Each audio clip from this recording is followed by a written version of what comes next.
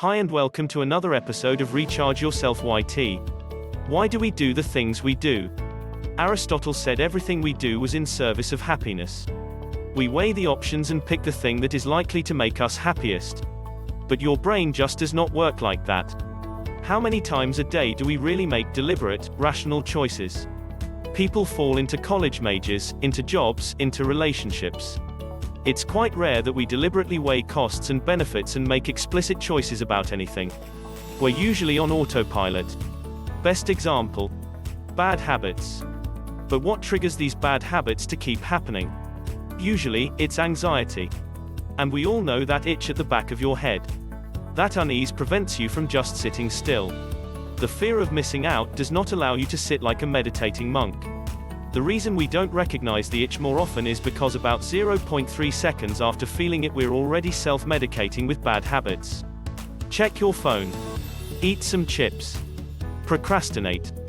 And once things have been abnormal long enough, you don't know what normal is anymore. A hum of agitation followed by bad habits doesn't feel like a compulsion anymore. We'd like to quit bad habits, but we all know how difficult that can be. Staying with these habits is much easier. But why don't any of our solutions work? Because most of them are shallow fixes that ignore the neuroscience of how our brains actually function. So how do we do it? When it comes to bad habits, mindfulness is a penicillin-level magic bullet.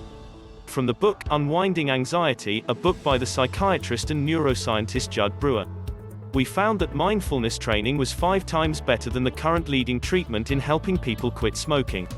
And smoking is the hardest chemical addiction to quit, yes, harder than cocaine, alcohol, or heroin. And it works for all habits. So whether you're engaged in a semi-abusive relationship with your smartphone, Doritos, or your Xbox, mindfulness can help. But before we start, let me know in the comments. What's the bad habit that you want to get rid of? Have you thought about it? What have you tried? Also, please don't forget to like and subscribe if you want to continue seeing this type of content. So let's get to it. The neuroscience of bad habits. Life is fine. But then the itch pops up. So your brain asks itself, what makes me feel better? Problem is, it's not the rational thinking part of your brain, the prefrontal cortex, PFC, that answers the loudest. The PFC would say, fresh vegetables, getting enough sleep, and properly managing your 401k. But the part of the brain which is the loudest is the orbitofrontal cortex, OFC. The OFC is like a big database of what you've done and how good it felt. When you did stuff in the past, the OFC chunked the feelings that resulted and assigned it a pleasure credit score. So the OFC shouts over the PFC saying, we feel better when we avoid work, check social media and eat French fries. This all happens in the blink of an eye and you're rarely cognizant of it. And now that neurotransmitter dopamine is on the case. People have a lot of wrong ideas about dopamine. It's not about pleasure, it's about prediction and anticipation. Serotonin, oxytocin, and endorphins are more associated with here and now good feelings. Dopamine's about craving something in the future. Now your PFC is not silent through all of this. But the PFC can't shout as loud as the OFC. Plus, you're a little stressed by the itch. Under stress, your PFC doesn't perform very well. This is why using willpower is so problematic in fighting bad habits. You're relying on the thing anxiety takes away to fight anxiety. But now dopamine is pushing the OFC's case. Dopamine is associated with wanting, but not necessarily liking. This is why the PFC of an alcoholic can know another drink is a terrible idea yet still grab a glass. Wanting and liking are 2 separate circuits in your brain, and the wanting circuit is much more powerful. So dopamine is screaming.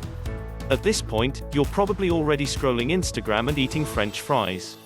You're back on autopilot. Most habit-breaking methods suggest substituting a good habit for a bad habit. That can work, but it's far from a perfect solution because the OFC's database has not been updated. It still has a big green checkmark next to procrastination.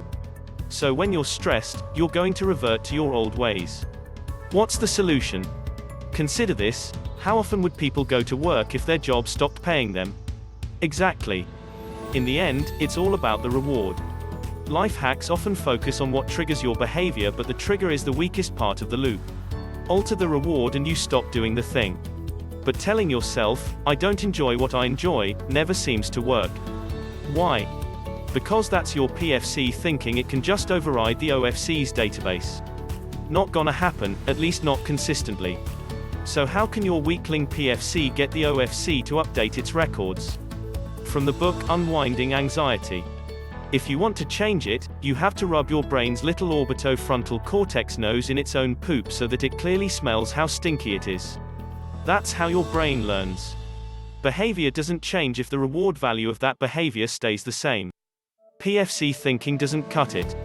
To change the OFC's pleasure database, we must update how the reward of any behavior actually feels. So what is the answer? Let's move on to the second part.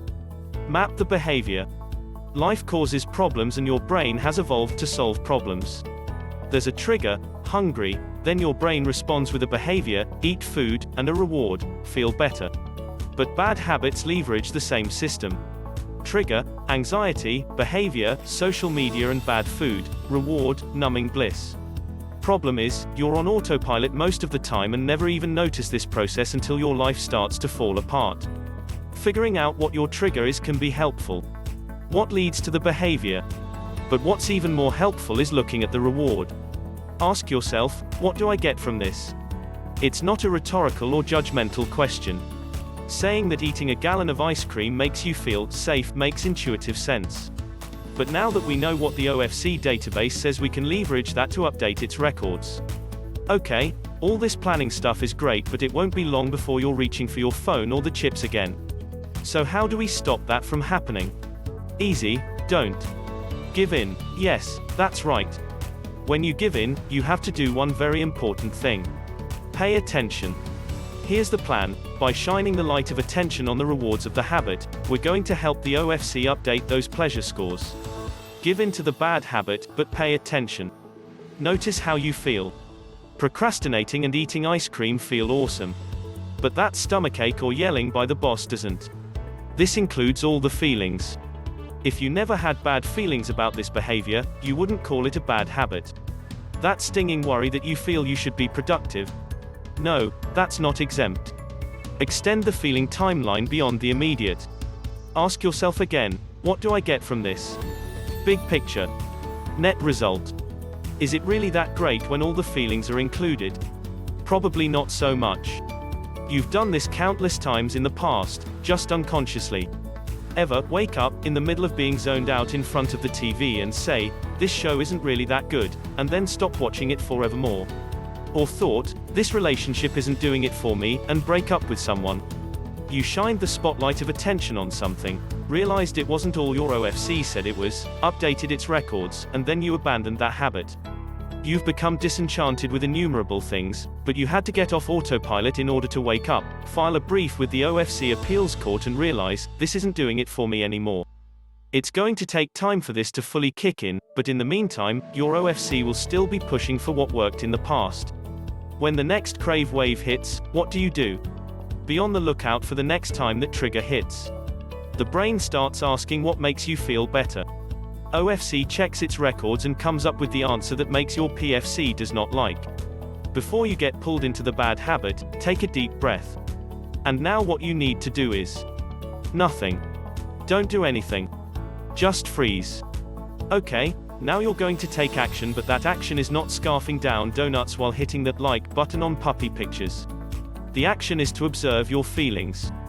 Mindfulness is not getting rid of thoughts, it's changing your relationship to thoughts. Perhaps you are feeling anxious. You're not anxious, there are anxious feelings present. They are not you.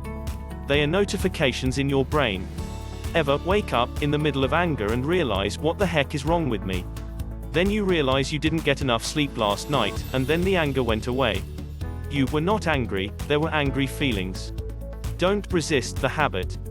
Just observe the feeling. Now it is time to be curious. Because curiosity is exactly what you want here. So just observe your feelings for doing that habit. Don't give in, but don't resist either. Observe. Say him and get curious. A playful attitude will help. Curiosity is a perfect fit here because, as opposed to giving in or resisting, it allows you to step out of the habit loop. From the book Unwinding Anxiety. Together, these studies suggest that the expression of thirst for knowledge really is more than metaphorical. The acquisition of information follows the same basic behavioral pathways as reward-based learning and even has a literal reward value in the brain. Willpower is painful and doesn't work very well. Curiosity is rewarding in itself.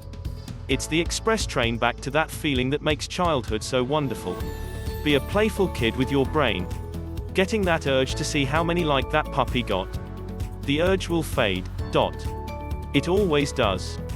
Remember when you felt you absolutely had to buy that shiny new thing now, but then you got distracted, and when you came back to it you don't care anymore. Here we can thank our short attention spans. Summary time. This is how to quit bad habits without willpower. Know how your brain works. Often, your PFC is the angel on your shoulder and your OFC is that little devil. But if you use attention to rub the OFC's nose in its own poop, it can update its database. Map the behavior. Ask, what do I get from this? This is the reward your OFC thinks it's gonna get. Now we know what we need to disprove. Pay attention, give in, but observe your feelings. Yes, cookies taste good. Do the regret and stomachache add to the flavor? Note the full reward value. Be curious. You are not your thoughts and feelings. Observe them. Get curious. The urge will fade eventually. So what's the bad news about the good news? This takes effort and time. You've had some of these bad habits forever, you expect them to vanish after one try. Surely not. Remember this, short efforts, many times. You built your bad habits through repetition, the same thing here. But curiosity can make it fun. You've grown disenchanted with many things, many times. Now let yourself become disenchanted with your bad habits. As the great philosopher, Ferris Bueller once said, life moves pretty fast. If you don't stop and look around once in a while, you could miss it. And it is so much better in this life to look and learn instead of review and regret. If you liked this video, please don't forget to like, subscribe, and comment. See you next time.